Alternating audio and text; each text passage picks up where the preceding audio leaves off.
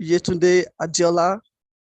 I want to sincerely thank you. She's on the call too. So thank you very much, ma, for everything that you have done for me. And on this note, I want to say welcome to today's event. Welcome to today's program. Welcome to today's exposure. I want to sincerely thank you. She's on the call too. Like last month, that not around 20. They're no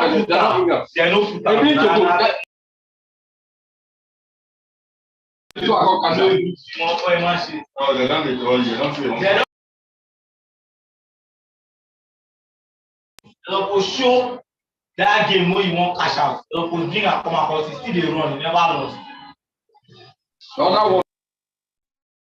So sorry about that. We have removed the person. Mr. Is our speaker still there? Mr. Tango, are you still there?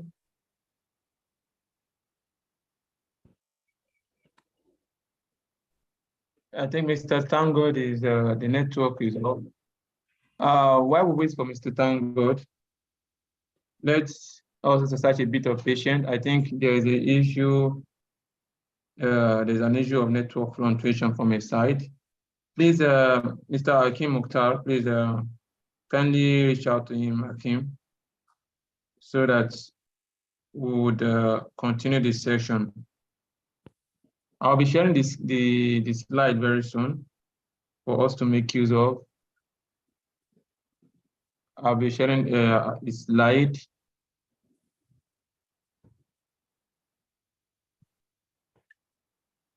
Yeah, Mr. Thank God is currently in the waiting room. Okay, you can add him. I can't find him in the waiting room, actually. I can see Mr. Alabi on the waiting room, not Mr. Tango. You are also a co-host, so okay. I think when your network went off.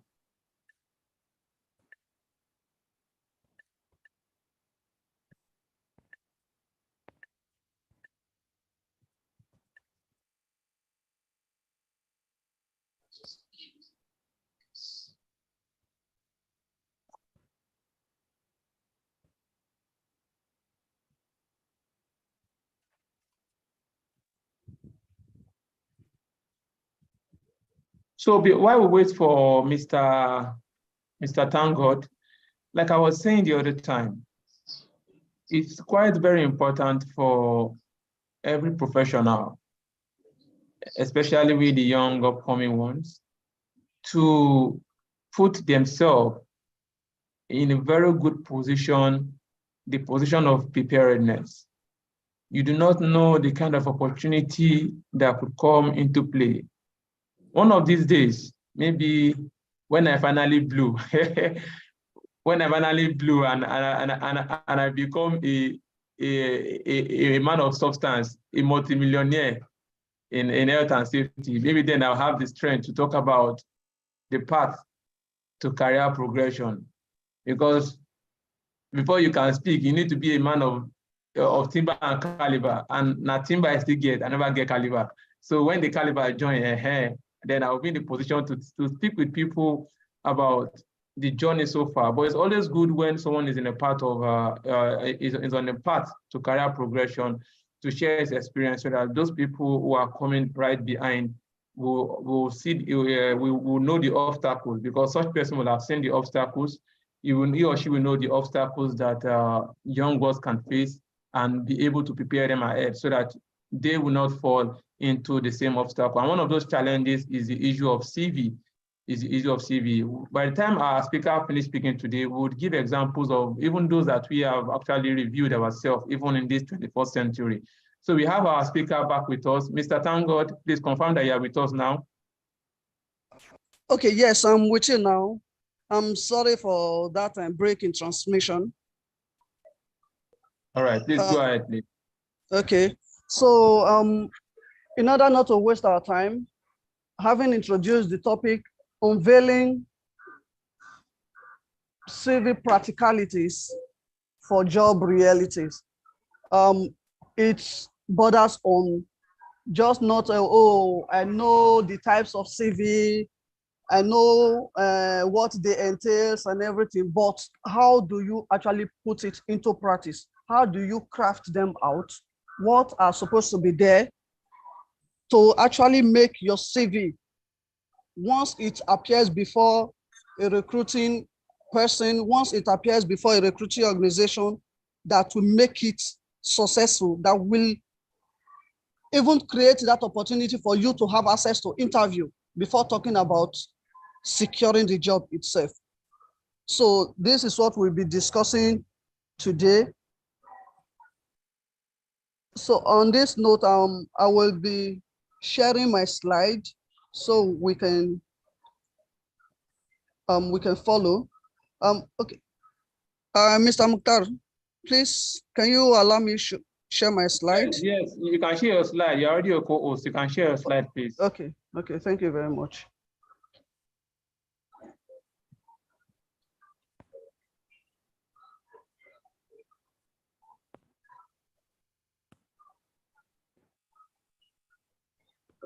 Okay.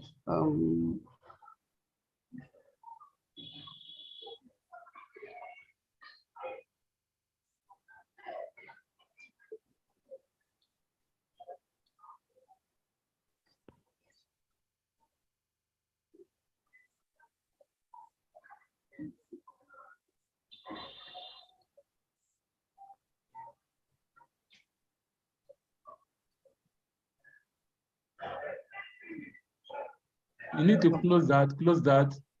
Okay. And just share your slide.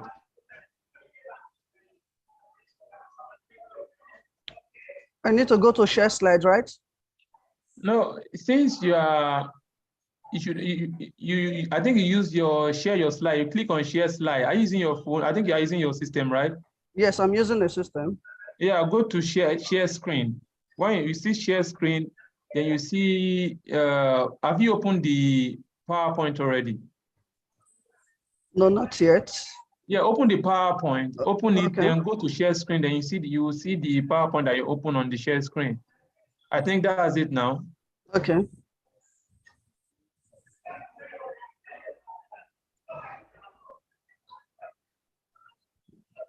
It's not showing in full the way it's supposed to show.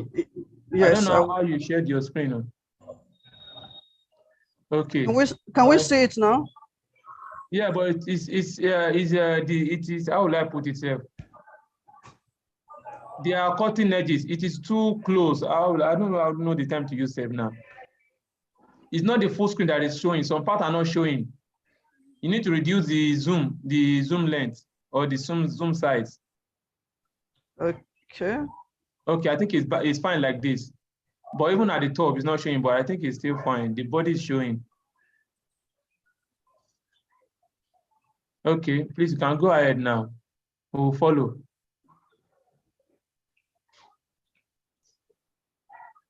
Okay. It's fine now. Thank you. Okay.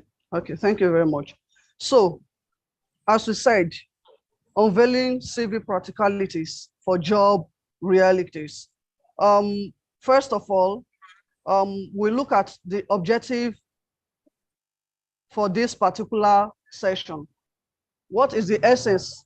What do we actually aim to achieve through this?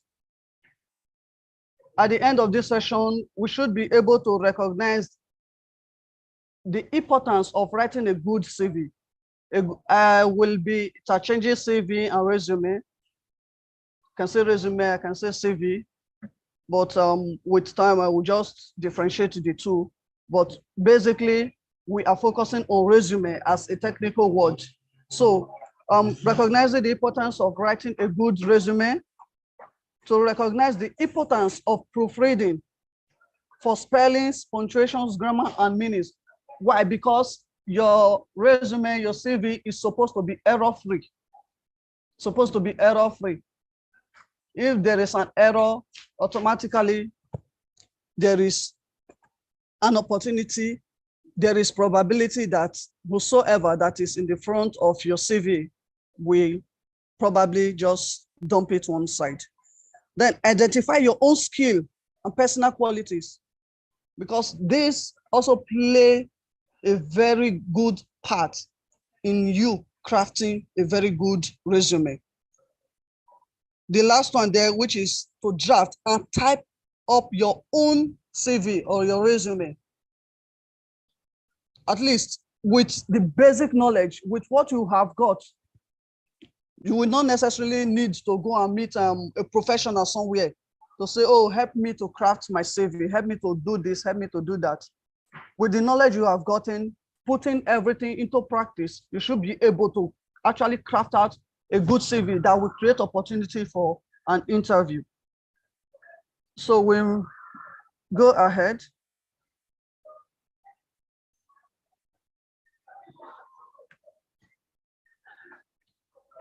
Now, what does your CV do for you? What is a resume? It's an advertisement. Just as I've said, this stands before whosoever that is carrying out recruitment. You are not there in person, but your CV or your resume is the person representing you there. So it serves as an advertisement of you as a person. So whatever that is in your CV that is in the front of your recruiter automatically shows that that is who you are, and that is how they will perceive you.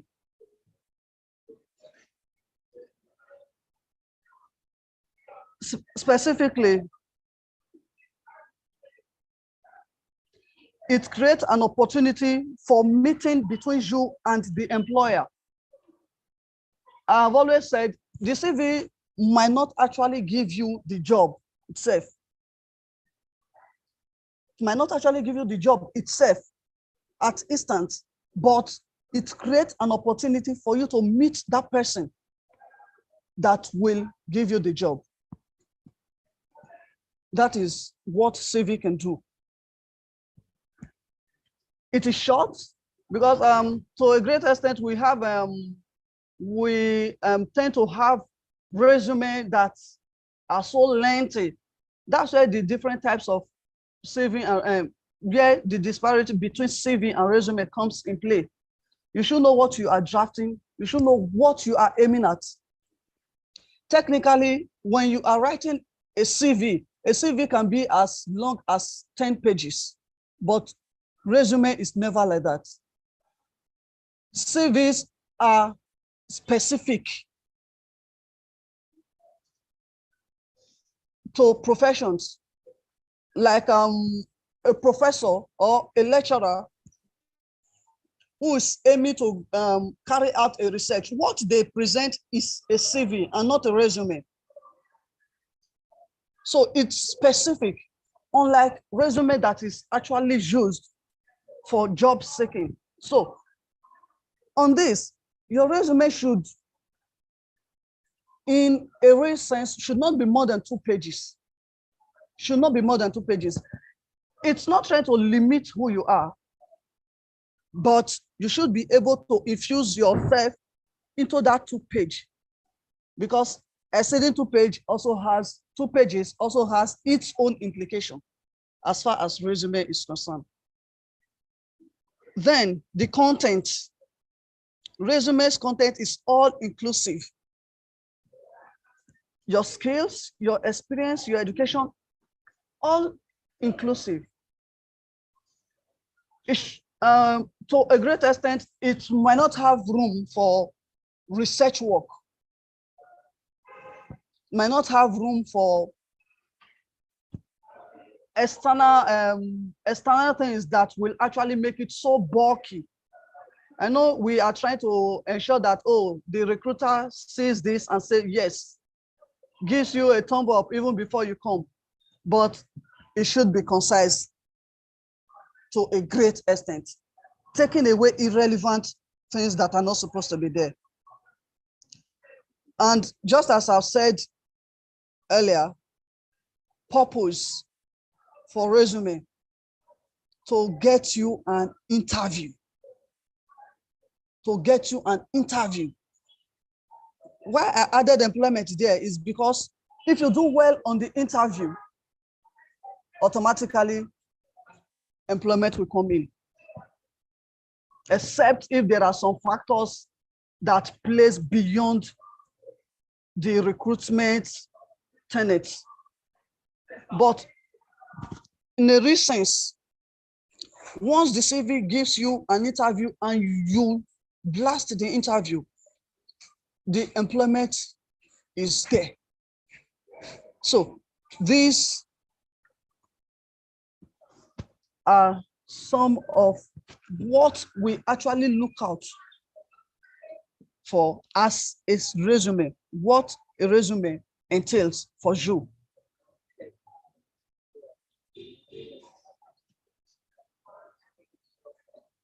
Then we go to CV so that we can actually know the difference. It is long, just as I've said, it can be 10 pages, it can be 20 pages. That is what a resume is, a CV is. It can be as long as possible. You don't need to compare a resume and a CV. And then the content, they are area specific, listing education and academic background, especially in the area of research. When you check out some opportunities, some research opportunities, they will spell out things that you need to put in there. Your research work, your project work, everything needs to appear in a CV. But the resume is never like that. Purpose of a CV: promotion and tenure, grants, specialist positions, and awards. These are what CVs are used for. So to a great extent, I believe we can differentiate between a CV and a resume. So we hope you all can hear me, so it doesn't look as if I'm just alone here. Hello. Yes, we can hear you loud and clear. Yes, yes. Okay. Thank you very much. Okay, now we move ahead. Now I popped a question. I should have even removed the answer. So, how long do you think an employer or a recruiter or the HRO, whatever word you want to use, how long do you actually think he or she will spend on your CV, on your resume, sorry, on your resume? How long do you actually think he will spend? Because every recruiter receives loads of CV for a particular job advertised, especially in Nigeria here, where we actually have shortage of jobs. Once you put out an opening there, believe me, within 10 minutes, you're already having 100 CVs, 100 resumes or your inbox. That's how it is. And if a recruiter is to select the best out of this 100, if he or she spends hours scanning through just one CV at a point in time, probably in weeks, he or she will still be on CV scanning to find out who and who is to come into the organization. So they don't have this Apple time because they're also giving targets. Business has to move on. That position needs to be filled up. So on the average, every recruiter will spend 10 to 15 minutes scanning through your CV. 10 to 15 seconds. 10 to 15 seconds to know if I am bringing in this person or I am trashing off that comes to him or her. 10 to 15 seconds to make that very critical decision. And if 100 persons are submitting resume, to this person. You, as one of the person who submitted, who applied, that means you need to stand out. You need to stand out for your own to be recognized and picked and given opportunity for interview. This is where the contents and the length of your resume come into play. If your resume is too long, if it is filled with irrelevant things, the first line, the second line, to a great extent, will determine whether your CV will be accepted. So if it is filled with irrelevant things from the first, second, third line, believe me, they will trash it. They will trash it. So I believe majority of us are HSC professionals, and we all know PDCA cycle. Every organization that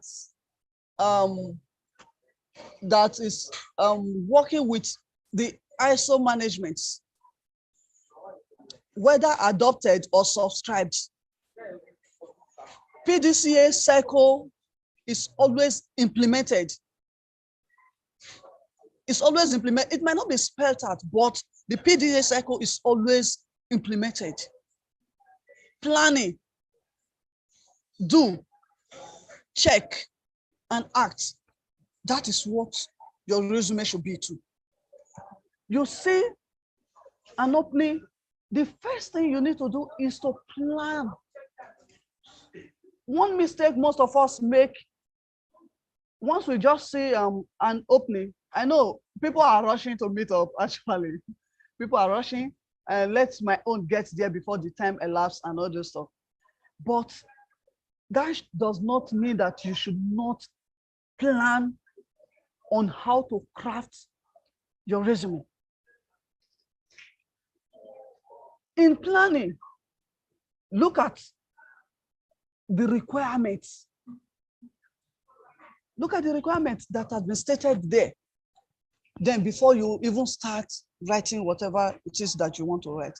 Let me not dwell so much on this place. We still have enough time to discuss it furthermore. Okay, I will go to the next. This is more like what a resume is. Why do you need a resume? Because it's a marketing tool, just as I've said, an advertisement of who you are to obtain interview, and then it is the first step to you gaining employment. The general tips or principles for a good resume. This is basically what I've been saying since. The general tips. Your resume must be neat. The way you craft it, the way you arrange it, content by content, headlines by headlines, must be captivating. Must be captivating. If you are bolding, don't bold everything like make the recruiter see everything. No, should be captivating. We have what we call headlines. Headlines. You bold headlines, the capturing titles. Then, whatever it is that we are writing under, in between, should be well arranged. Should be well arranged. It will be bad that if I display some CV here, even we ourselves, we will judge it and say, no, now, if I'm the recruiter, I will not even work with this CV.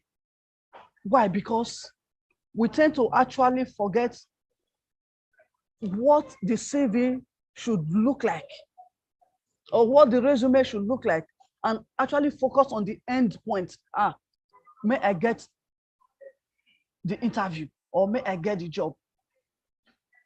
It's step by step. If you miss this first step, certainly it might not get to the last step that you will have opportunity for the interview. So your resume must be neat, well organized, well organized.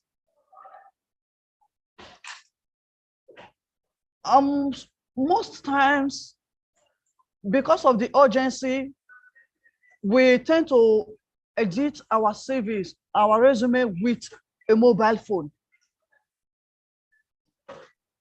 Believe me, once we do this with a mobile phone and we later transfer it to a PC, to a great extent, it may not look the way it was on the mobile phone.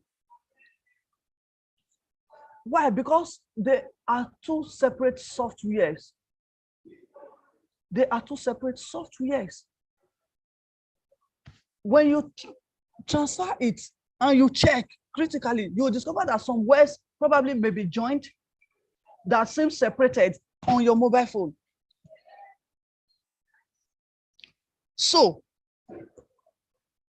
you need to organize your resume. And most times, for you not to have issues of disorganization, whenever you are transferring, always learn to save on PDFs. You will not be penalized except if it is expressly stated. Submit your resume in Word document. If it is not, ensure you always save in PDF files. Because once you save in PDF files, it does not re-edit itself whenever it is transferred to any platform, any software, or whatever it is.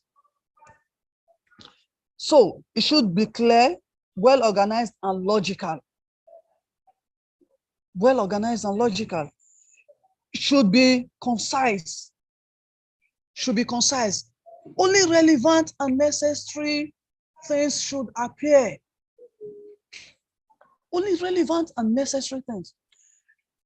That's where the planning comes in too. When you look at the job descriptions that are pasted, you craft your CV along with it. Craft your CV, your resume along with it. Avoid irrelevant things that will make your resume over bulky, because it will also discourage whosoever that is with it. Complete is another tip. Include everything you need. Everything you need, not everything you want. When we say everything you need, we are talking about the important things. The important things. Being consistent. Being consistent. Sometimes we will use a Calibri for the introductory part of the resume. Maybe when we get to the skills session, we use book article. When we get to the education, we use Time New Roman. When we get to the other section, maybe reference, we decide to use was another font. It is not consistent.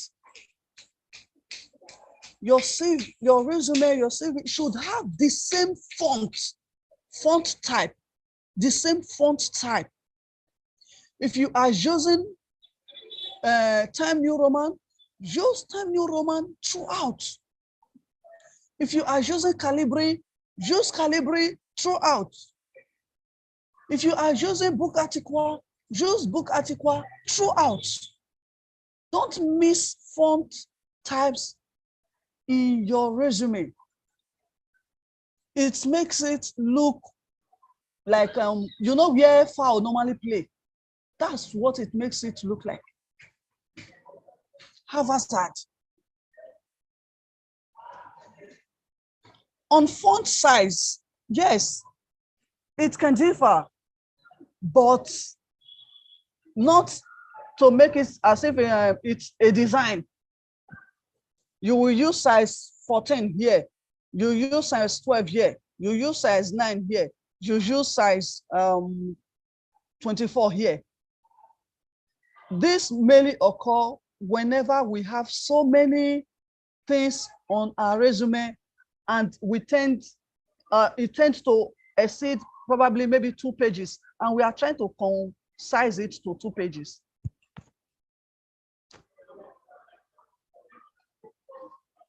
Your headlines should have same font size. Maybe your name, at least your name should have a bigger font size. Maybe you can decide to use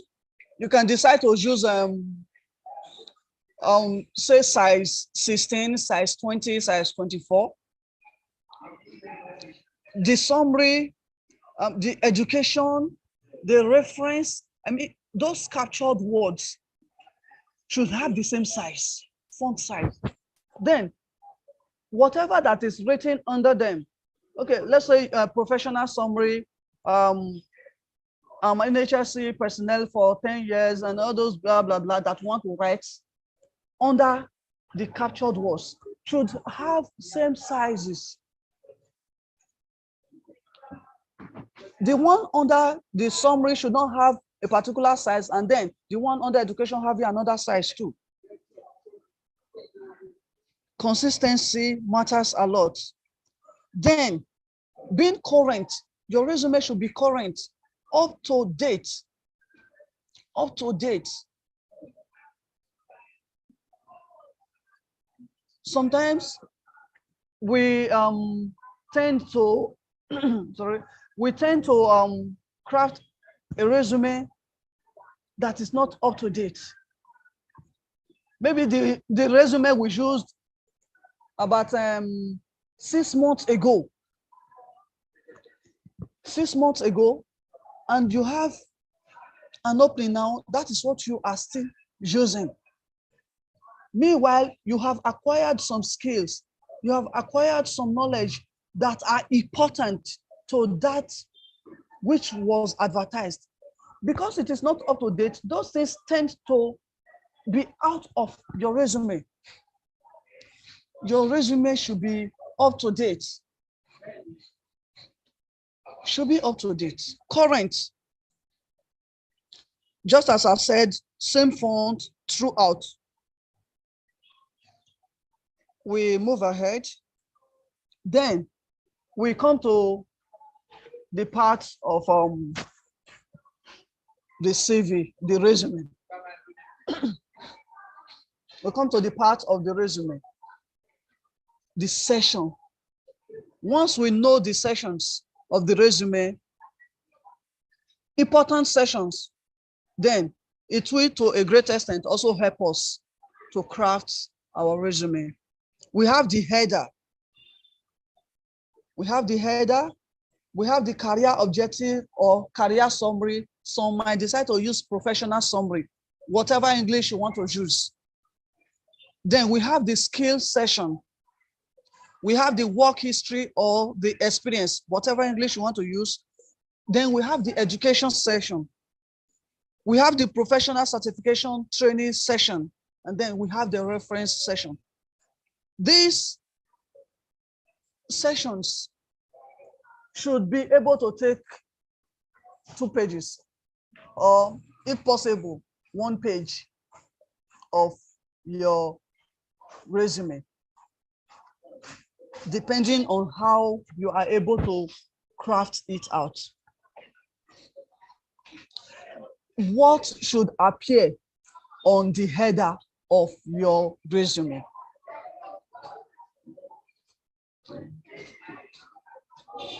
What should appear on the header of your resume?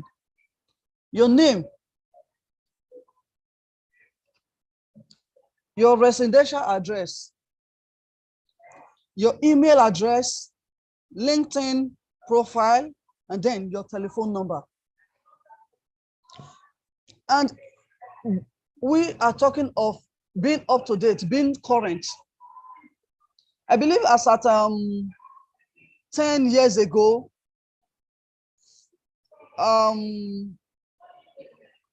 Addresses. Sometimes we write our home address and residential address. That's permanent address and residential address. That's way back, but things are changing. Even it's getting to a point for security reasons that you might not necessarily need to put the number of your houses. Number 52, so street, so place, Lagos. It might not be necessary. The main location is okay. Then the states, if it's outside Nigeria, you can put Nigeria. If it is within Nigeria, you can decide not to even put Nigeria. It's not a crime. Apart from security reasons, discrimination, we are humans. We are humans. Sometimes you might have a job in Aja. You might have an opening in Aja, and you stay at let me say maybe Badagry or the Yanobaja side. So you decide to put number 52, Latifa Street, Aburu, Yanobaja, Lagos, Nigeria. Yeah. Once the recruiter sees your resume and say Yanobaja, because a recruiter will also put distance into consideration. I'm not saying you should lie. I'm not saying you should lie, but to a great extent, do what is right in a way that it will give you an opportunity for that interview. You might not necessarily need to reflect Yanobaja. You might not necessarily need to reflect Aburu. If you get to that point of interview and you scale through, they will give you a form where you will fill your residential address, even permanent address, they will give you a form. But do everything possible to get to that point of the interview first. That means anything that will prevent you from accessing interview should be out of it. We need to be smart. We need to be smart too. We all know what the name is, your name. First name, other name, your surname. Bolded. Let it be seen well. Then email address. Very, very important. And then one mistake some of us make. Thank God, 57@love4you@gmail.com. If you send me this, if I see such kind of email on your CV, I might just, what's this one? Send it to me. He or she is not professional. You need to be meticulous with whatever you are doing on your resume. Have a professional email address. If you have an email address for social stuff, have a professional email address for important things like this. Thank God, agbi@gmail.com. Finish. Nobody will flog me for not putting love, for not putting at you are white in your heart.com. Make it professional. And then your LinkedIn profile link should be there, because most often recruiters will want to know more about you, even apart from what you just have on your resume. They use your link to go to your LinkedIn profile, check who you are. So Who you are on your LinkedIn profile to a great extent will contribute to the success of you assessing an interview. Then your telephone number. There is no need having 3, 4 telephone numbers on your resume. If you have one, very good, but ensure it is functional. Ensure it is functional. Don't go and put your brother's telephone number on your resume, your auntie's telephone number on your resume, because some recruiter might not go through the email part. They will want to call you to test your attitude. They will want to call you to test your attitude. Number one, if they call and you are not accessible, it's already a way out of it. So your telephone number should be functional and readily available for you to be assessed. And whenever call comes, attitude matters a lot. So communication is a skill. It matters a lot. Hello, who be this? You are submitting your CV. You don't know who will call you anytime, any day. Be polite enough to first of all know who it is before you react. Don't react before you tend to find out who the person is. So that is that about header. Then we have the session that carries the, hello? Hello, are we together? Yes, we can hear you. Okay. Okay. So that's CJ. Let's do that CJ. Yeah. But it's not please, can you mute your mic, please? Thank you. So we have the aspects or the session that talks about your objective, your professional summary, your career summary, whatever it is. And what is the purpose of this session? Number one, it communicates the position that you are interested in.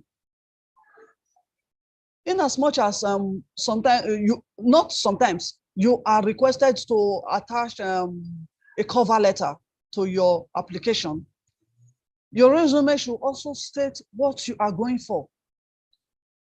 It communicates the position you are interested in, tells your employer, sorry, that's an error, tells your employer of who you are, what you want, and what you want and what you have. It tells your employer of who you are, what you want, and what you have. You are applying. Who are you?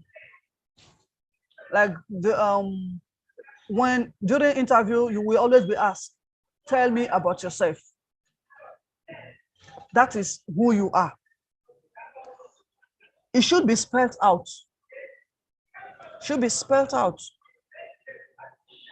but in a concise manner. What do you want? It should be spelled out. And then, what do you have to offer the organization? What can you offer the organization? It should be spelled out. And this is a tip. Most times, for the entry level, we might not actually have a professional career, might not necessarily have a professional career or a career summary as it may be to captivate the heart of the recruiter. But your career objective should be able to captivate the recruiter. Your career objective should be able to captivate the recruiter. Well, we might just go through this one on the slide. The objective there is to obtain a challenging position as a QHSE supervisor, where skill and knowledge in QHSE management can be utilized to improve safety standards and operational efficiency. That is your objective. That is your objective. Then the professional summary encapsulates. Please, can you hear me? Hope this place is not so noisy. It's kind of rainy here. Hello? Can you hear me? Yeah. Yes, we can. Okay. We can hear you. Okay, All right. thank you very much. Thank you very much.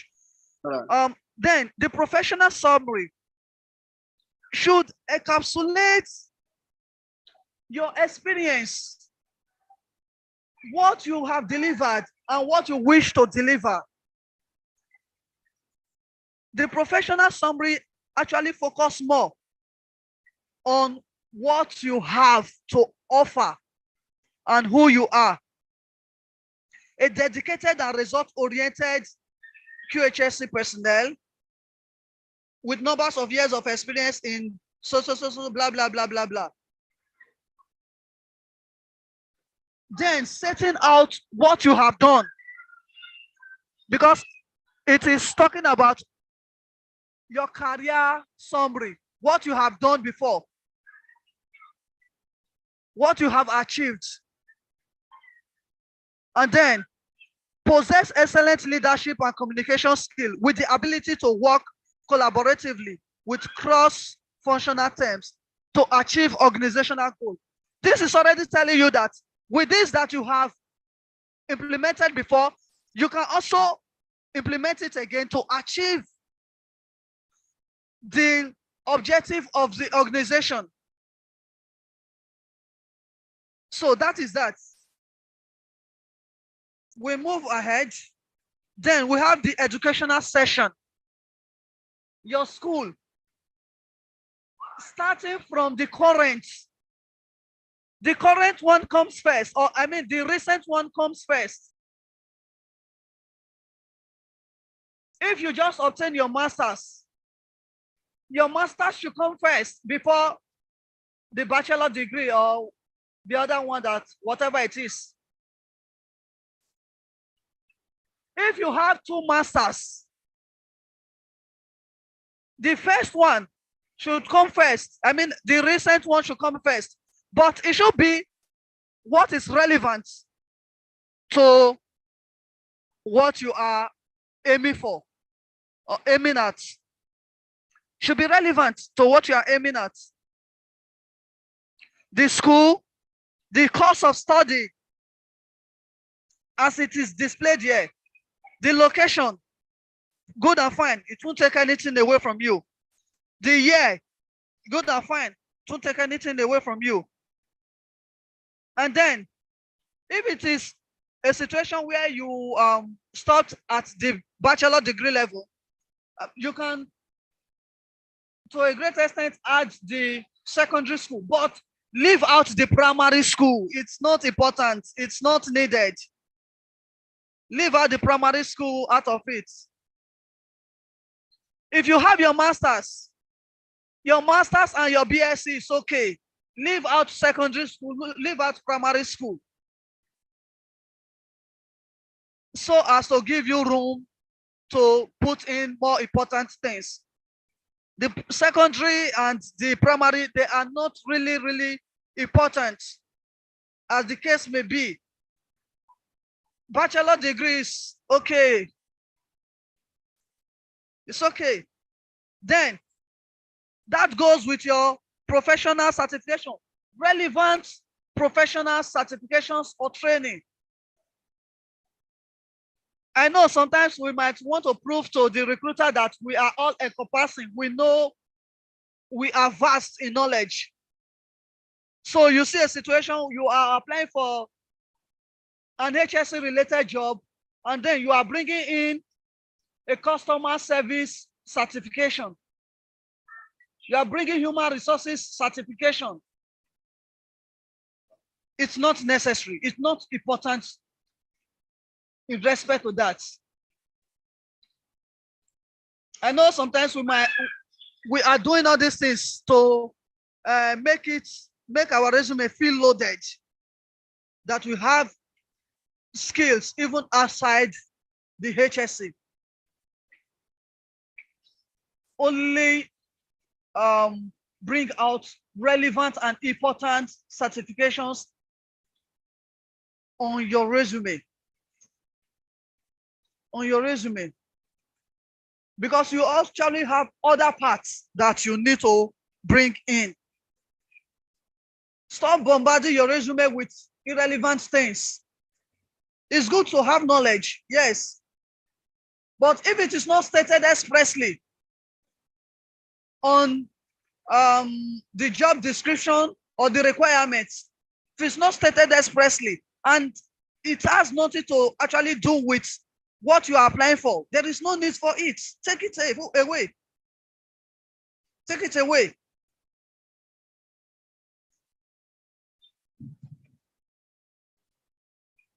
Then,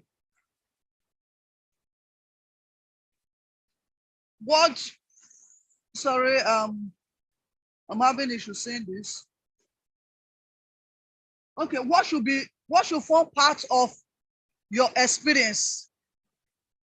What should form part of your experience that you have to bring into your resume? Certainly your full-time and your part-time jobs, your self-employment, your volunteer work, practicals of field work most often goes to the CV. Practicals and field work goes to the CV, which is most times on research. But if you're able to harness your full-time and part-time jobs, your self-employment, it's not compulsory that all the work that will appear on your resume must be paid jobs. No. Especially for entry levels, for those that are just starting. You might not actually have have that experience, that HSC experience, a paid job before you even kickstart. But sometimes you must have done a volunteer task, a volunteer job relevant to this work that you are aiming for. Put it there. To a great extent, it also shows the recruiter that you are not just a tabula rasa. You are not just blank. You have had some kind of experience. Put it there. It's one reason I will always, till tomorrow, appreciate the first person I appreciated earlier, Madam Yetunde Adiola. She gave me that opportunity. She created that opportunity for me, even when I had done a training on HSC. The practical experience was not there. She gave me that opportunity. She will reach out to the people she knows and fix me up for site visits, fix me up for practical experience. Not paid, but I took that opportunity. I learned a lot in the process. And this appears on my resume. They appeared on my resume, which actually still paved way for my first paid job, still through her intercession. So please, volunteer jobs, volunteer work should appear there, relevant ones. They should all appear there. Then, information to include. your job title. Your job title should appear. There were some CV resume I saw some weeks ago. We just put the name of the company, no job title. Sometimes just put what's it called? Responsibility. Finish. You are only telling the recruiter that you don't know what you are doing. You have worked. There was, if you don't have a job title, probably maybe self-employed, create one for yourself. Nobody will flog you. Create one for yourself. Create a job title for that work that you did. Look at the task you executed. Relate it to a job title and put it. But when you are not a supervisor, don't go put supervisor. Just put a trainee. Or don't go and put manager, especially those high-rated jobs, because you have probably managed your what's it called? Manage your personal business and all those. Then you are aiming for HSC manager. You just put so. They will give you interview for managers. So please be meticulous as you also craft your job title, especially for the self-employed. Then the company name, it should be there. It should be there. The city and state. Sometimes recruiter want to carry out an oversight investigation to actually know who you are and who you are not. They go as far as reaching out to your previous employers. So please, when you are filling in all these things, they should be the right things. Don't lie. Don't lie. When you fill in the wrong details and they find out, you have just shot yourself on the foot. Please, this is just out of it. Ensure wherever you are working, no matter how tense, no matter how ill treatment they met out to you, to a great extent, you yourself try to be good. Try to be good. Because the next place you are applying to, you don't know the extent to which they will go in trying to find out who you are. If you have a bad recommendation from your previous employer, no matter how good, no matter how trained and certified you are, you will not get that job. It's the truth. So please, the right details should be there. And you feeding in the right details, ensure your previous place of work, you have a good name and a good record there. Then, it's also a tip.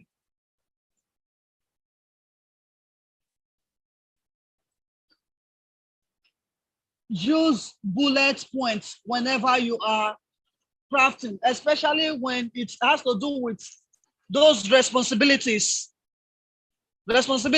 and skills. Use bullet points. When it has to do with what you have done, start each line with an action verb. Start each line with an action verb. Present tense, if you are currently working in a place, if your current place of work is appearing on your resume and you are submitting it, ensure that when you are listing what you have done or what you are doing, your responsibilities, they should be in present tense, in simple English. And your previous organizations, they should appear in past tense. They should appear in past tense. And it is also important that you vary your verbs. Vary your verbs. Good grasp of verbs, action verbs. They are important. Tailor your skills and experience to the position for which you are applying for. So you are applying to. Tailor your skills and experience to the position you are applying to. Just as I've said, in as much as it is good to let your recruiter know that you have enough knowledge, you can multitask. Don't fill your resume with irrelevant skills. When I say relevant skills, all skills are important. All skills are good, but not all skills are relevant to what you are actually applying to at a point in time. Not all skills are relevant to what you are applying to at a point in time. So spell out skills and experience that are relevant to that. Then be concise, just as I've said, when providing enough details. Be concise while providing enough details. I believe we can see this, just a little bit of this. Successfully reviewed health safety and environment documentation and developed procedures, considering new and current legislation, best practices, and business needs. This, I think this person actually made an error. This is supposed to be a formal organization. So the action verb there is actually pointing to that. Seamlessly conducted operational risk assessment and design risk control measures. These are skills that are relevant to you seeking an opportunity as an HSE professional. So that is it. Then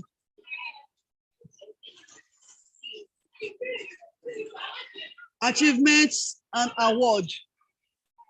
Achievements and award. Yeah, as far as HSE professional is concerned, yes, it is important. There are some awards that are peculiar to the industry.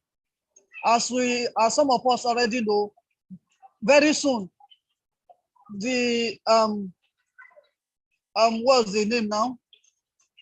AfriSafe Award will be, I guess I'm right, AfriSafe, something like that, will be given out to deserving professionals. Things like that can also appear in your resume. But don't go and be putting you were the head boy, or maybe one political award that was given to you. Yes, I know it's about to boosting your resume, but irrelevant award should not also be there. It should not be there. So, as we continue, don't limit yourself. Put all relevant details out there with details description. Order when you are arranging or when you are crafting, just as I've said earlier, it should start from the recent. It should start from the recent. It should start from the recent down to the last. If there is anyone you achieve in 2023, that should come first. That should come first before 2022. before 2021, before 1999. Order by date in a chronological order. Recent, then you take it down.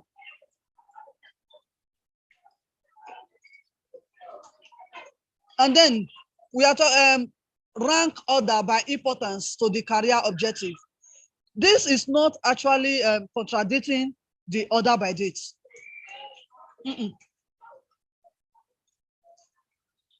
When you have a safety award,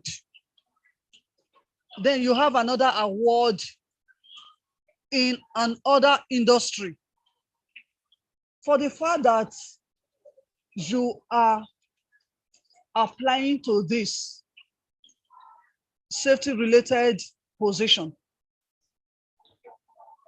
Your safety award should take the highlights. Your safety award, because you actually want to project yourself in the safety industry. So anything about safety or HSC should take the highlights.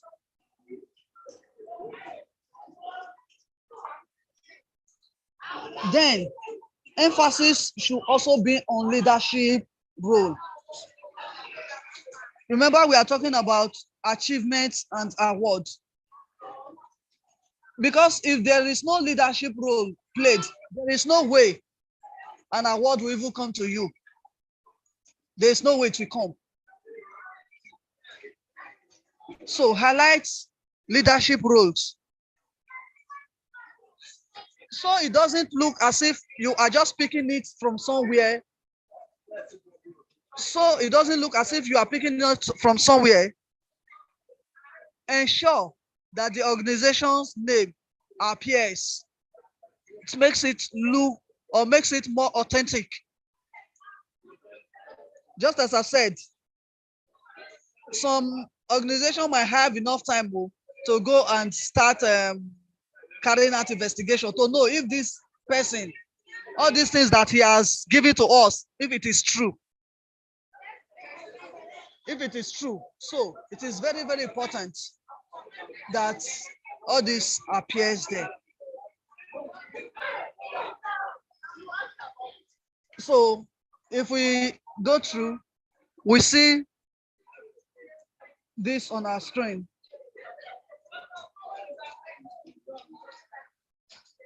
Then we move ahead.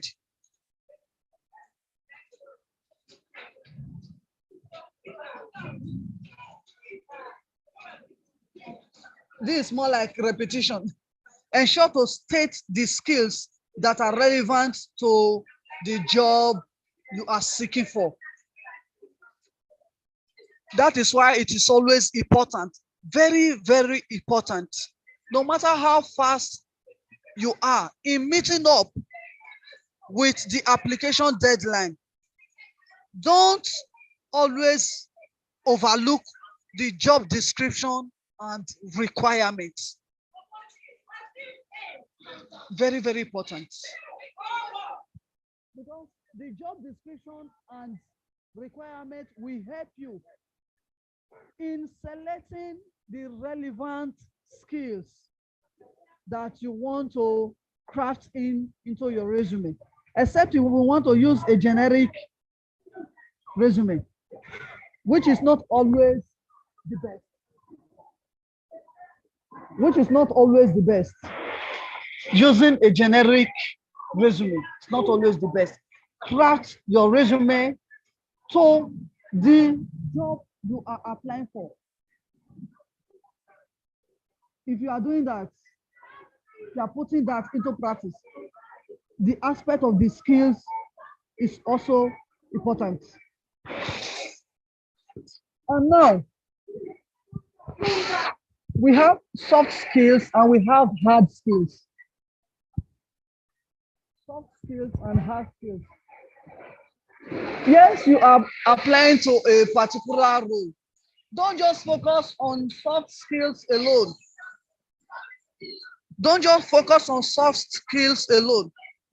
Also look at the hard skills or Don't just focus on hard skills alone. Also look at the soft skills. Blend them. Blend them. That is what will tell the recruiter that you are competent enough. You are competent enough to carry out that role which you are applying for. Leadership is not a hard skill. Leadership is not a hard skill. It's a soft skill. Believe me, whether you are applying as a cleaner,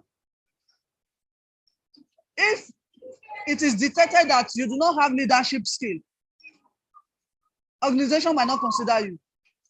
I'm not saying will not, might not consider you.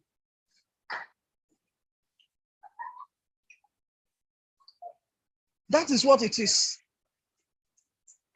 So learn to blend soft skills and hard skills.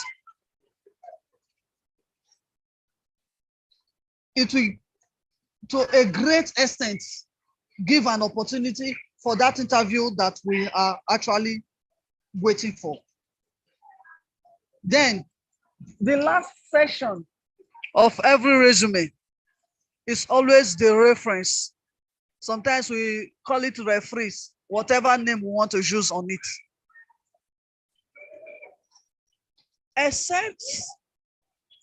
Except if it is expressly stated that provide reference or provide so numbers of referees. It's not really relevant putting it there at that point in time. Except also if probably the role can be influenced through the referees provided, like the political positions. You know, for political, once you put a senator's name there, that a senator is your brother, or to a great extent, certainly the job is waiting for you. But in a secular world, in a practical sense, there is no need putting a referee there. Also, for security reasons, you don't know where your CV or your resume will actually go to. You don't know where it will go to. Sometimes we put the name of the person, we put the position, we go as far as putting the phone number of those persons. Even sometimes we don't even inform them. We are exposing them. Remember, we are HSC professionals too. We are trying to eliminate every possibility of accident or incident. Once we detect hazard, we control it. So when we are putting out our referees there with all these full details, we are actually exposing them to threats there, especially nowadays that we are having insecurity reasons. We don't know who will see your CV outside the organization that you have submitted it to. Sometimes we print, submit, and as they checked and everything, they put it in a trash can. It can go to probably a CV that you submitted or a resume you submitted at Oshodi can be found at Ikeja. You don't know who will pick it up.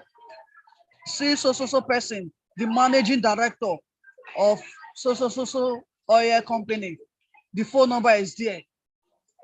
If the person is a bad person that picks it up, we don't know what will happen next. So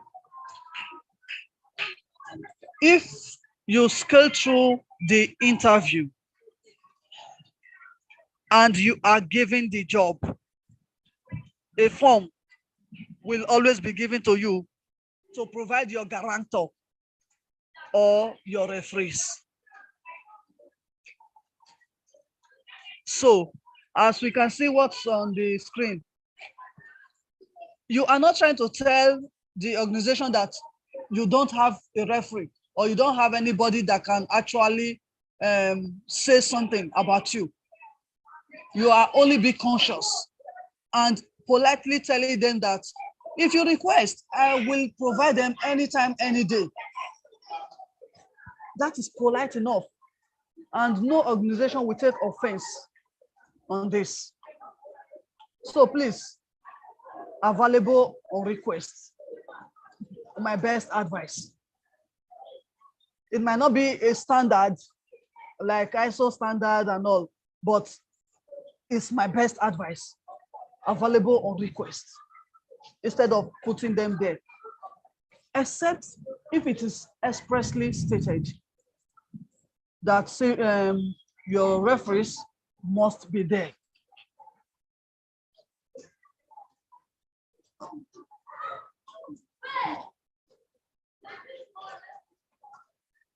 So, to crown it all, resume do's and don'ts, which we have been discussing since. Use action verbs. Use short, concise sentences. Keep your resume easy to read. Very important. Easy to read. Some recruiters, probably they don't fight with their husband. First. Hello? I'm almost done. Are we together? Hello? Yes, we are. Okay. Hope we are not sleeping. Hope it's not boring. It's not. Continue. Okay. So, keep your resume easy to read. Very important. Because there are some recruiters that might not actually have patience to actually find out what you wrote there. Once they just say 1 or 2 lines and they feel, this person is not, they will just dump it. Just like what some of our lecturers, they do in the higher institutions.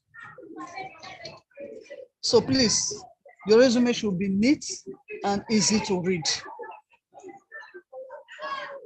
Keep your resume about 1 or at most 2 pages. 2 pages. It will not take anything from you if you submit a 1-page resume. Entry levels, it's not bad.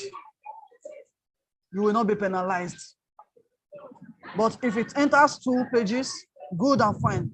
But don't make it so bulky that it starts going to 3, 4 pages. And another thing I will say, most resume, we tend to be putting pictures. The space that pictures we take, we actually would have taken a very important and relevant information.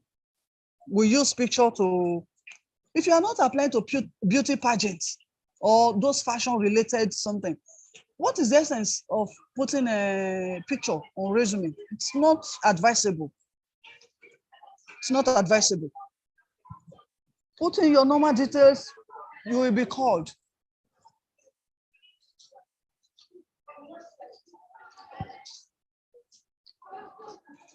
The don'ts, like the words we use, I, me, mine, especially when we are crafting the achievement aspects or the responsibilities. You don't need to use the word I, me, mine. Just trying to scan through so I don't take much of a time. Do not cluster your resume with nonsensical informations, irrelevant informations. Just as I've said from the beginning, do not make an error. That's where the proofreading comes in. Once you draft your resume, you craft your resume, go through over and over again. Go through over and over again to ensure that it is error-free. I know we are humans. We can be prone to errors. There might be errors that we might not be able to see because we are actually thinking that, oh, we wrote that in there. Actually, in the reasons, it's not there. That is the reason you need to proofread it over and over again before submitting. Don't give room for a recruiter to say, I be like, but because of this. No. Make it perfect. Make it perfect. Plan it through the job description. Then craft it. The do. Then check. Proofread. Proofread it to ensure that errors are eliminated. Do not make any misrepresentation. Don't make any misrepresentation. Just as I said earlier, your resume in front of the recruiter is who you are there. So whatever that appears, whatever the resume is telling the recruiter you are, that is who you are. That's how the recruiter perceives you. So no misrepresentation. Do not include personal information like age, sex, height, weight, marital status, photographs, etc. All these are not relevant. Once you get the job, you will be asked to provide all these things. The company will even tell you, bring 2 passports. Probably if you are doing a medical stuff, your height, your weight will be there. Your marital status, probably in the case of HMO or not, all these things will be provided. So don't use it to eat up your resume at the application stage. So we have some action verbs, some verbs that we can always apply when crafting our resume. These are some of them. Can take time to go through to help us, especially when it comes to grammar and sentence construction.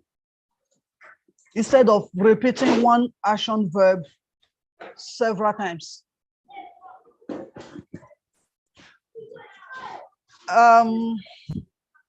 So this is it. So this notes, I would say we have come to the end of this particular presentation, although not the end of the program. So I want to say once again, thank you for your audience. Thank you for your time that you dedicated to be here this evening. I know we all have so many things to do, but we decided to dedicate this time to this. Thank you very much. I will draw the curtain here while I hand over to my Oga at the top. He knows himself. Thank you. Thank you so much for this very enlightening section. And I believe every one of us must have learned 1 or 2 things in the course of this discourse. So, I think it is question time. So for everyone who really wants to ask question, so kindly use your icon by raising up your hand. So, and also while we are waiting for people to raise up their hand, so I recognize the presence of all our leaders that have been on this call since the beginning. Engineer Tukolawao, we recognize your presence, although he has left not quite long. We recognize the presence of Madam Yetunde Adiola. We recognize the presence of the host of today's program, Engineer Waliu Adegoke, the presence of Mr. Sylvester, Madam Fatima, and every one of you. We recognize all your presence. So in the course of waiting for people to raise up their hand, I think we have about 5 hands raised already. So firstly, Mr. Okoyo Godwin, please can you kindly unmute yourself and ask your question? Okay. Good evening, everyone. Good Good evening. evening, sir. Good evening, sir. First of all, I will have to thank Mr. Thank God for this wonderful enlightenment.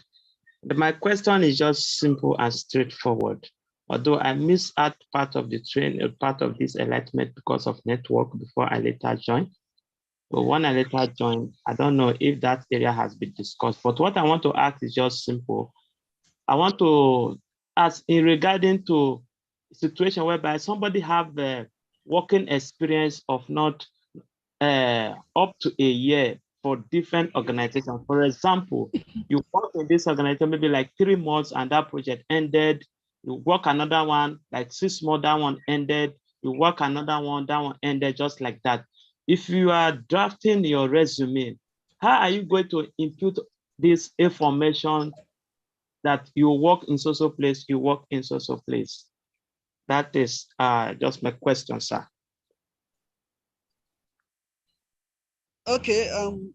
Thank you for the question. With the way you placed it, most times if it falls under the categories of contract jobs, right?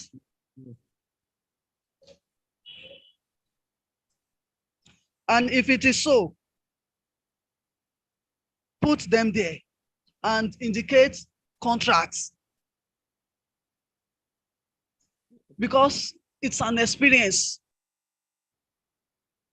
Let it appear and put contracts. If you don't put contracts there, some recruiter might assume that, oh, okay, probably it's a full-time job, but this person is not able to stay in a job for long. And that also might have negative effects. So let the experiences appear on your resume, but indicate the conditions in which they appear, which is contract jobs. Let it be there. I don't know if I have answered your question. It's clear. Yes, you have answered the question, and it's very clear. So in summary, what is just trying to say is if it is a full-time job, write full-time there. If it is part-time, write part-time there. So that at the end of everything, it's going to end up having a negative impact due to the fact that employers will be thinking you could not stay in one company, so they won't want to engage you. So the next person who has also raised off his or her hand is Mr. Emmanuel Adekoye. Please, can you kindly unmute yourself and ask a question? Okay, thank you very much. I want to say good evening to every one of us in this room, and once again to thank the facilitator on this. This is a very great one. But my question comes this way. Though I joined a little bit late, but there was something I captured during the course of the lecture that it should state the organization, because some organization wants to do a background check before they could hire somebody, meaning they will want to call or contact the organization where someone is coming from or is about to leave, joining them. And I want to ask, in most cases, is this, let me say, hiring manager from the organization someone is about to leave, are they always fair, giving a fair judgment of the person? Because most especially if the candidate is a candidate that they depend on and they don't want such person to go out of their environment. So how does organization handle this, and how do you think it will be of help to the applicant itself? Okay. So. Thank you very much for the question. First of all, I believe every organization wants their workers to grow. Number one. And then being afraid of, oh, okay, the organization might not give good judgments. I doubt, especially if you as their employee was actually good there. If you as an employee was nice there, as you are up and doing, you are nice, you are good in doing your job, I don't see a reason why such employer will give a negative feedback of you to your current employer. I don't see it. If truly they don't actually want you to leave, they might want to keep you by raising, what's it called, matching the current pay or even surpassing it. But if indeed you follow the due process, you submitted your application and your resignation letter and everything the way it ought to be, and you are relieved, they sign that relieved form for you. I don't see the possibility of them actually giving a bad feedback about you in your new place. So please, to be on the safer side, I will still advise you put it. Put it. Yeah, thank you so much, Mr. Tangod, for the response. And I would like to add to the response you've given. Okay. So, Mr. Emmanuel Adekoye, it is mandatory and compulsory for you to always put the name of the organization you've worked. You can't just write that you are an HSC officer from so and so. HSC officer in which company? HSC officer in which organization? So how am I going to be too sure that you worked in one company or the other? Or you just wrote there and forged a CV? So, and also let's have it at the back of our mind. In most cases, most HRs don't, to my own best of knowledge, most HR don't reach out to your company while they know you are still working there before they employ you. Instead, probably that is why we have a period that we always call the probation period. That probation period is always to some company 3 months, to some company 6 months. Yeah. But by standard, it is 6 months. So during that period of 6 months, when they've seen your performance in the course of you working with them, that is when they will end up sending this thing to your HR performance, whereby your HR performance will have to give a comment on your performance while you are working with them during the period while they are trying to confirm you. Because no matter where you run to, if it is a standard company, they will surely get back to the company you've left during the course of trying to confirm you as their staff after the probation period. So no company will come and harm you while they know that you are still working in another company, which they know might make you even lose your job. So exactly. Thank you very much. So thank you so much. So the next question, Engineer Sylvester Aziegbe. I'm sorry if I murdered the name. Can you kindly unmute yourself and ask your question? Yeah, thank you very much, Engineer Sylvester Aziegbe. You are correct. I want to thank the presenter for a job well done, a wonderful enlightenment. So my questions go thus. Most people ask of CV, but in this enlightenment, I got to know now there's a difference between resume and CV. So when actually they ask of CV, do we assume that they are asking for a resume? That's number one question. Then the don'ts, the resume don'ts, those that are not be on our resume, should they be on our CVs? Then I also want to find out whether membership of professional bodies is the same thing as professional certification. Then the last question I want to ask is, experiences before your qualification, maybe pre-qualification, because most experience we state are pro-qualification experience. How about if we have experiences on that line of job even before we go to universities, or we combine all together? Do we write those one before our post-qualification? Is the one we had before our attaining our BSc, our HND, our MSc, and the rest? Thank you very much. Okay. Thank you very much for the question. I will start from the last. Experiences gathered probably before BSc, Masters, and they are relevant to what you are applying for. It should appear. It should appear. If it doesn't appear, it's only showing that you don't have experience. You only have the educational certificates. But for the fact that you actually have this experience before your education does not portray a negative effect. Does not at all. So let it appear, provided it is relevant to the job you are applying to. You also ask if professional certifications and professional bodies are disabled. Membership are disabled. Yes. They are separate. They are separate. Okay. Okay. They are separate. There are some there are professional bodies and there are professional certifications. Okay. They are separate. Okay. The third one, what question is that? The resume done, should they now be on the CV? Okay. Yes. Now, yes, in Nigeria, most often we interchange it. Okay. Most often we interchange resume. If you watch my presentation, yes, sometimes I will call CV, sometimes I will call resume.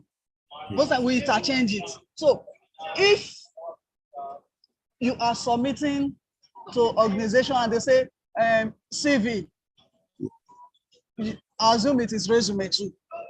Okay. Why I just want to why I actually bring in the aspect of CV is because of some of our people that might actually want to pursue HSC or want to pursue in the research aspects. Okay. It does not just end in the, I work with a company. There are people that want to be professors, want to be lecturers in the HSC industry. So there is no need for them submitting a resume in the course of the application for studies. Okay. A CV is what is needed for them for studies, mainly educational stuff, grants, and the related stuff. But you get my point. We interchange it, and then the do's and the don'ts. Yes. Just the CV is all encompassing, as in like it has so many things it can contain compared to the resume. So that is just it. But in all, whatever it is that you know is actually not relevant, there is no need for it to appear. Thank you very much. Okay, so thank you so much. Thank you so much. And I think Mr. Walila Adegoke has maybe a question or an addition to the question you just finished answering. Yeah, okay. No, I'm also raising my hand. I have a question, but okay, wait. Let's sort out the question of Mr. Sly first. Then, so what happened is for Mr. Sylvester. So looking at it, for the question you asked about the pre-experience, the experience before qualification really matters for those that are seeking for entry-level job. Yes, entry level. So you are seeking for entry-level job, and you have a certificate. So the pre-experience will always help in pushing you further in trying to make sure you get a job. That is part of what we call the internship period. So it might even be in the course of that internship period that you develop an interest towards the profession that you are today. You get what I mean? Yes. So that pre-experience period is majorly for entry level. But people that are already seeking of 5 years, 10 years, 20 years experience, the pre-experience might not really matter. Do you get what I'm trying to say? Yes. So it might not really matter. So, and as for the CV and the resume, it has been answered perfectly. And CV is for academians, while resume is for job search, job profession. And also the body that is talking about, which is the professional certification and professional body, has also been answered perfectly.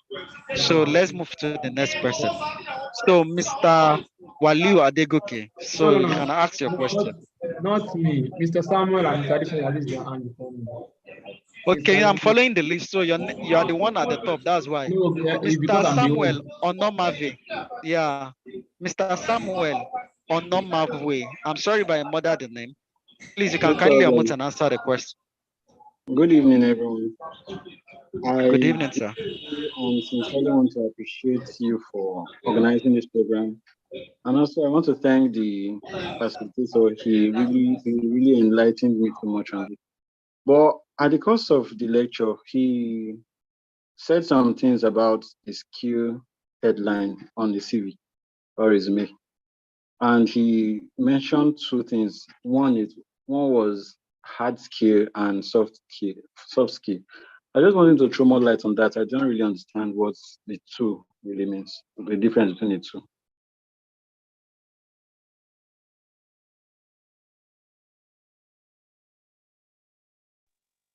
Mr. Samuel, you can kindly unmute yourself if you are not done with your question.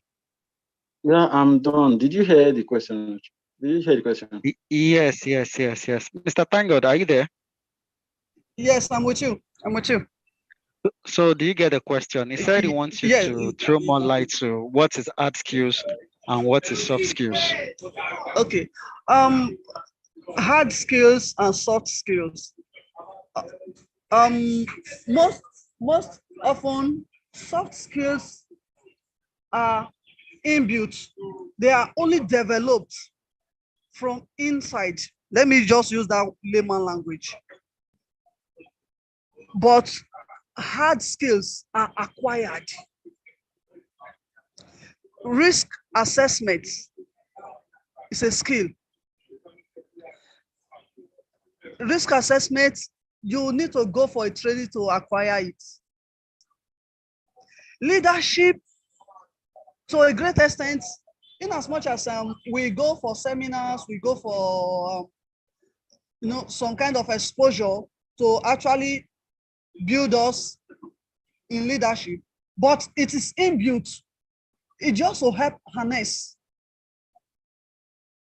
You're getting me?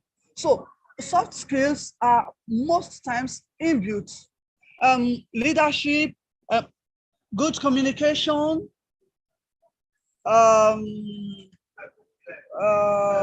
integrity. All these are soft skills. When it comes to the hard skills, like what is it called now? HSE, focusing on HSE, risk assessment, job hazard analysis. They are all hard skills that you need to go for training for to acquire them. You need to go extra mile to get them. If not, you will not get them. So do you get the difference now?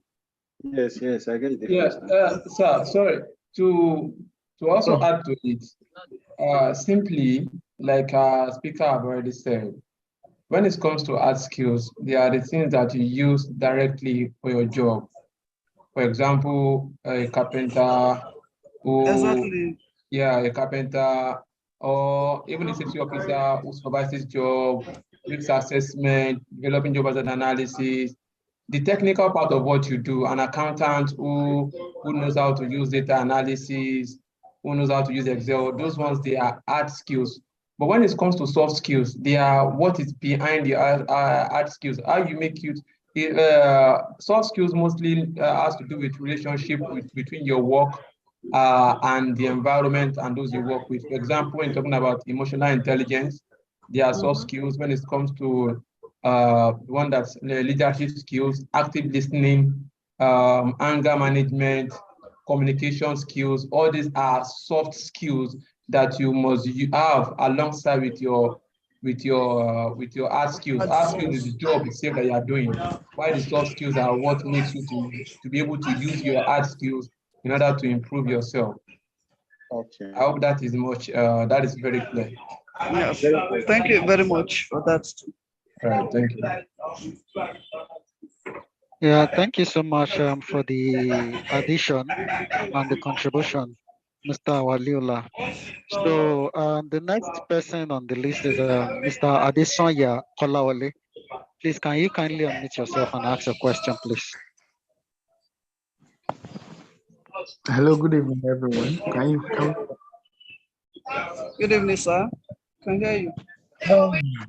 my name is Adesonya Kolawole. I don't have a question. I just want to appreciate the host and the co-host of this program, and in a special way, use this opportunity to advise everyone that has been through this training from the beginning. Everything you learned on this training, please try to implement it, because I'm a living testimony. The last time Mr. Akim Mukhtar did something like this, I saw a lot of errors on my CV. I implemented all the things he said, and I can tell you, if I submit my CV, ever since I attended the last training, everywhere I submitted my CV in 5 places. I will get called for interviews in 3 places. During those periods, I lost my job. I was at home for like 2 months plus. My company shut down. And to God be the glory, I have a new job now. So please, it's just a testimony. Wow, congratulations. Whatever that you have learned, please implement it. And if you have any questions in our HSC group, please ask them questions. Thank you very much. And congratulations in advance to every one of us. Thank you. Yeah, I say a very big congratulations to you, Mr. Adesonya Kolawole. And I think this is a very good testimony to hear at the rounding up of this program, because I know several people to have been having such a good testimony. So the good thing is just that we should try as much as possible to implement all what we've learned today. And after Mr. Waliu Adegoke has asked his question, so we'll just run ourselves through the summary of what has been discussed so far within the next 2-3 minutes before we round up. So because of those that might have missed a point or two in the course of the distance, and also in addition, the training slide for the previous training that Mr. Adesonya was talking about, we would reshare it. And we'll also share the training slide for Mr. Tango too, both on the platform, so that everybody can peruse it for their benefit. So Mr. Waliola Adegoke, you have the floor, sir. All right, thank you very much. Also to add that the training session is being recorded. So in case anyone misses any part, such person can still go ahead to watch the live video on YouTube. So I have a question, then also my contribution based on what I've observed so far in a couple of months that I've been engaging professionals. Now, my own question is this: we were talking about award the other time. This question is for the facilitator, because there are some awards that are old, but they are very special to somebody's heart. Let me give you my own particular example. One of the oldest awards that I have in my cabinet, I got that award. Even when you look at the award, you know that the award is old, but I still place it in my sitting room because of how special it is. It has already gotten damaged, but I still hang it like that. In fact, there are some that are even more fine that I didn't hang because of how special it is to me. Now, in that particular award, it was when I was in school, when I was in Lasco Tech then. I was an SUGS school, and in school, there's always politics in school also. You have school politics. So we have what we call the School of Tech and the School of Engineering. So most times, School of Tech and School of Engineering, they are always enemies when it comes to some positions like the SUG president, welfare, And because the welfare is like the governor of each campus. So I was in the Ikorodu campus, which is the main campus, and also maybe a general secretary. So to fast forward, there's this particular award that some people used to give, and those people tend to come from the School of Tech. So the School of Tech organize an award that they give ESCOs. Now, I'm from School of Engineering, we are enemies, cat and dog. Even in the schools, we are like cat and dog when we are having meetings. But something now happened. When they wanted to do the award, there's a particular award they used to give for the best SUG executive. That is, I was an SUG school. I was voted for. It was a tough campaign. It was a tough election. I won the election. So now, I was the welfare director for my campus and the SUG welfare director. We are enemies. But when they wanted to give that award of the best SUG executive, they had no choice. I won that award of the best SUG executive from them, which is their own award, but they had no choice than to give me, which I'm from engineering. So such award that I got there in school, are you now telling me now that award is relevant for my CV? Are you not telling me that special award will be relevant for my CV? Because me, I still add it to my CV. Even so I will know now. I will know what to do next. That's my question. Okay. My God, it's up. The thing is, if you as far as HSC is concerned, because I'm focusing on HSC now. As far as HSC is concerned, you have gotten so many awards. I believe that, and I know that you've gotten so many awards. The thing is, you're only trying to bring in emotions here. But the truth is, if it is relevant, I know it's a play part of the leadership aspects of your skill. It portrays that you have that leadership skills. Yeah, that is what the awards represent. If it is, I never finished. I never not move words from my mouth. But okay, the thing is, if the award is not actually relevant to what you are going for, there is no need bringing in emotions to put it. But if you see it as relevant to what you are going for, combine it with some of the other HSC awards, you fly. Or better still, having 1, 2, 3 HSC awards, then you can just infuse it inside to also show that, yes, you have this great awards from somewhere else. But emotions should not always dictate what we do, especially when we are dealing with others, because they are professionals. They might not bring in emotions into it, but it is very important that you also recognize your award. Thank you very much, sir. Thank you very much, sir. Thanks for that. Yeah, thank you, Mr. Thank God. And I would also like to contribute to it. From the question he asked, and I'll follow the word he used. He said, can he add it to his CV? If it is your CV, yes. Okay, yes. But if it is your resume, no. So if it is your CV, that is, you are trying to give a full profile of yourself, even when people are trying to read about you, even in your CV, you have the room to even write your achievements in secondary school, your achievements in the university. After you must have written the name of your university, the course you study, you are good to go to write the achievement, the leadership position you acquire in your CV. Because your CV is trying to talk about who are you, the entire profile about yourself.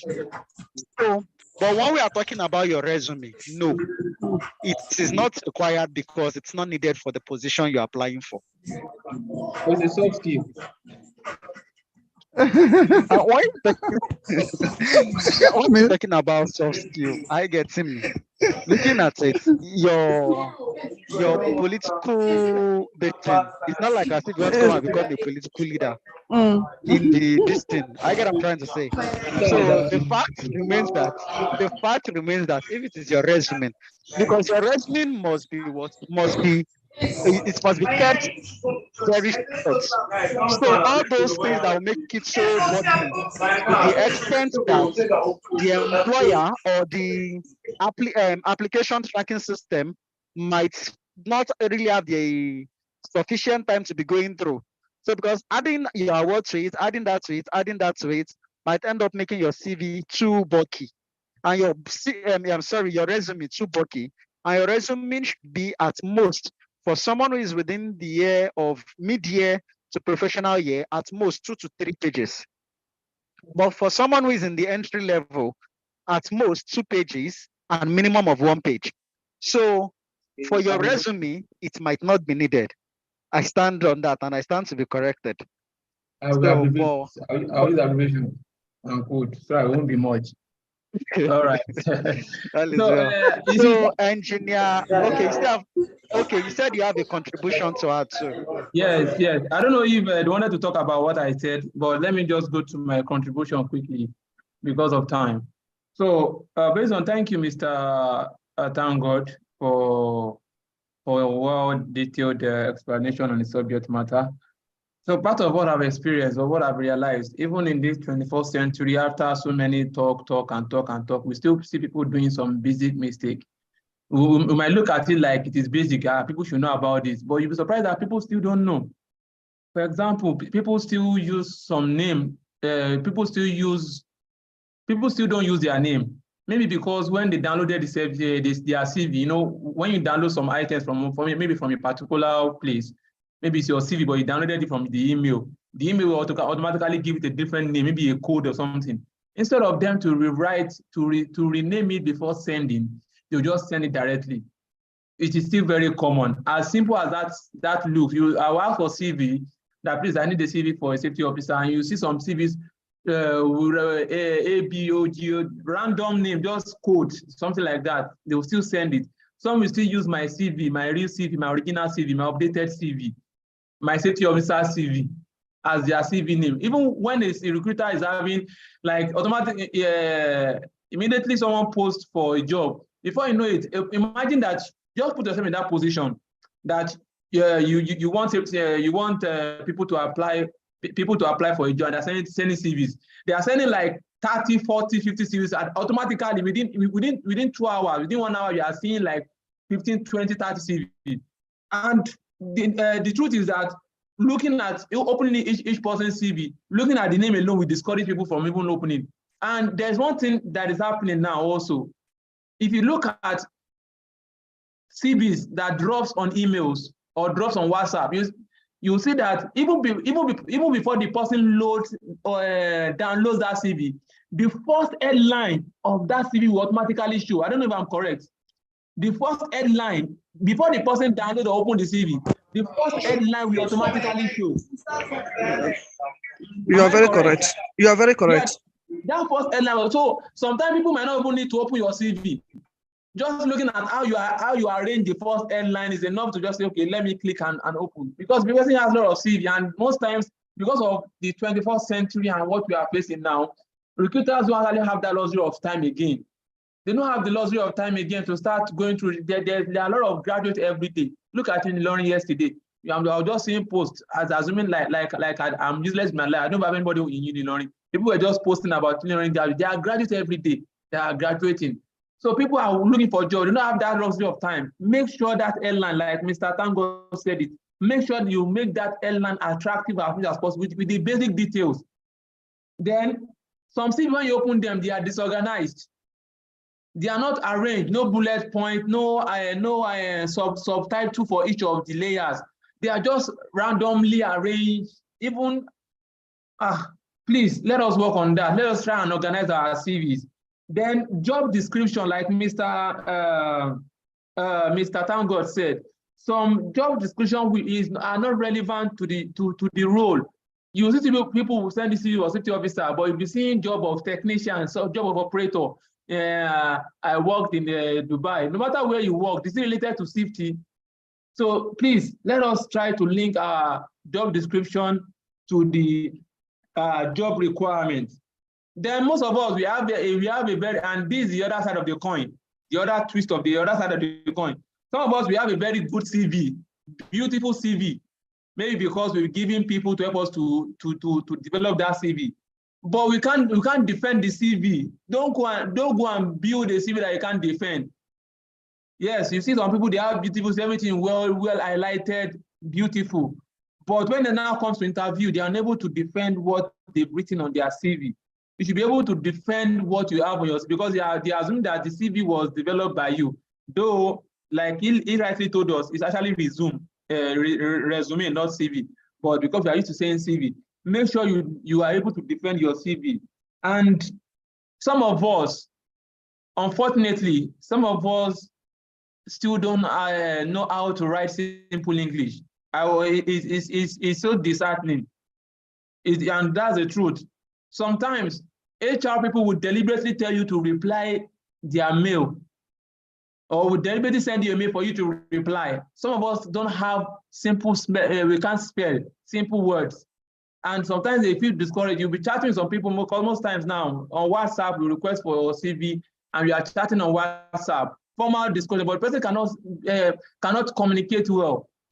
And even when you are trying to do a voice in an interview session, the person is saying the person is not communicating well. It's not using the right. We know that we are Africans, and English now our basic language is now our mother tongue. But at least to some extent, you should be able to compose simple English language. And if you don't know this, go for English school. It's not bad. I still go for English communication skills. I still go to learn about how to compose myself and how to speak in English, the same English that I'm speaking now. So please, learning does not stop anywhere. And yes, I just talk about being chatted up, how to respond. You see, some don't know how to respond, the basic response. I've seen a situation where I was sent a CV, then I started to chat the person up, a lady. And the first question is, hello, who is this? Where did you get my number from? Calm down, calm down. It's not that hard. Even if you don't want to kidnap you, they can't kidnap you via WhatsApp. They can't kidnap you via the internet. They have to see you. Be polite in your approach when people chat you for the first time. You don't know who is chatting you up. This is a global world now. The world is moving dynamic. You'll be surprised that in the next few years to come, they will start recruiting, they'll start messaging people via Instagram. And that takes us to social media also. Yes, our social media is our personal life, very true. And so someone like me, I still believe in that. That's why I tell people, you see some people, because maybe we've known ourselves in the safety industry, then they will start adding me on Facebook. I will ask them, can you cope with my lifestyle on Facebook? Because the same Wali that you are seeing on LinkedIn might not be the same Wali you see on Facebook. But notwithstanding, on our LinkedIn, which is our professional, which should be our ideal professional communication, how will I put it, platform for jobs and the likes. Remember that Mr. Tango told us that we should put our LinkedIn profile, link to our LinkedIn profile on our CV. And in today's Excel, in today's Microsoft Word and PDF, they can just click on it and go to your profile. The same thing that you said on your CV, let it be on your profile also. Take time to build your profile. I can tell you most people are getting jobs on LinkedIn faster, like direct message on LinkedIn faster than even via application. Go to your LinkedIn, spend time on your LinkedIn, build your profile. Your profile, you see some people, they write so many things on their profile, HSS, or orator, writer, leader, this, everything. They want to put everything within one word. So sometimes I go, in the last couple of months, I got tired of, what can I write on this thing? This is fine for us to write. I'm not saying it's not fine, but let us be specific and let what we are writing as our headline on our LinkedIn, let it be the reality. Me, when I got tired of it, I just write die empty. But I don't know what else to write again. I think that is what is still there till now. So I don't know if I've even changed it. I just wrote die empty. And there's an idea behind that die empty. And that takes us to curiosity, but it's not the talk of today.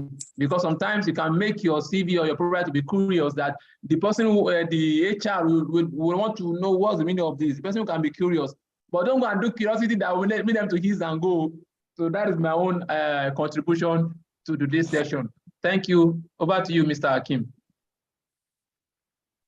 Yeah, thank you so much. I really appreciate it. So while you were talking, I think I saw Engineer Labi Adefowokwe raising up his hand. I don't know if he still has something to say. Yeah, can you hear me, please? Yes, I can hear you, sir. Okay. Thank you very much, and thanks for the opportunity given to me to even add to one or two things that you guys have just said. So first and foremost, I'll say kudos to everyone that have participated in this discussion. I think it's a job well done. So I just wanted to bring to your notice that most of the CVs now are being selected automatically. They use machine to select them. So there are some keywords in your descriptions that they will need to marry with the description in their own advertisement.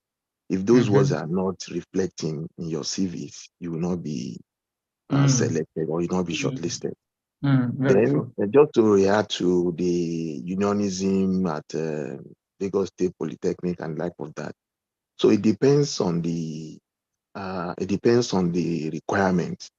If you are applying for a leadership role where they are looking for people that can do a presentation, that can talk in public, it's a good thing to put all those things that you have during your university days as a junior person. You can add those ones to it. But there are some companies that they don't want to even need.